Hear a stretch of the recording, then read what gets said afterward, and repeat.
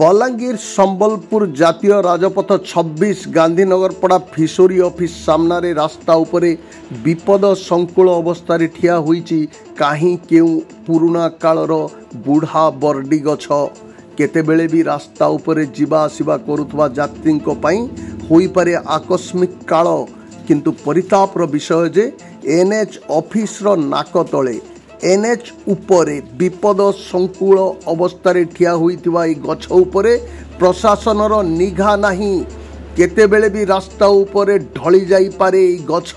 एवं बहु धन जीवन नष्ट भी करि पारे बोली साधारण रे आलोचना जोर धरिछि। ई गछ को हटाइबा पई प्रशासन पक्षरु तुरंत पदक्षेप नेबाकू साधारण रे दाबी हेउछि।